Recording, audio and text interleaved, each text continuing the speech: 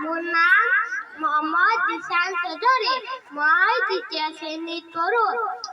মাননীয় আজিৰ সভাৰ সভাপতি মহোদয়, বিশিষ্ট অতিথিবৃন্দ, মোৰ শ্ৰদ্ধাৰ ছাৰ বাইদেউসকলৰ লগতে ইয়াত উপস্থিত থকা সকলোকে শিশু দিৱসৰ আন্তৰিক অভিনন্দন জ্ঞাপন কৰিলোঁ।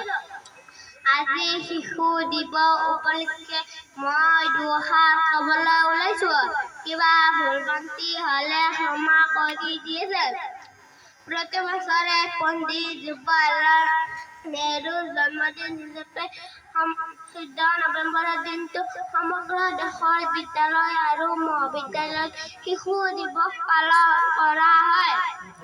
পণ্ডিত জৱাহৰলাল নেহৰুৰ জন্ম হৈছিল 1889 চনৰ 14 নৱেম্বৰত উত্তৰ প্ৰদেশৰ এলাহাবাদত।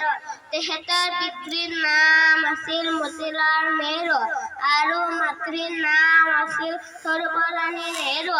তেখেত স্বাধীন ভাৰতৰ প্ৰথম প্ৰধানমন্ত্ৰী আছিল। তেখেতে শিশুসকলক বহুত ভাল পাইছিল।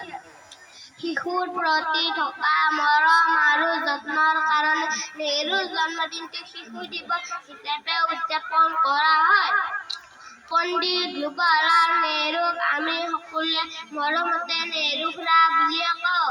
নেহৰু খুৰাই কৈছিল যে শিশুসকল হেনো বাগিচাৰ ফুলৰ কলিৰ নিচিনা, গতিকে আমি সিহঁতক বহুত মৰম আৰু যত্ন ল'ব লাগে।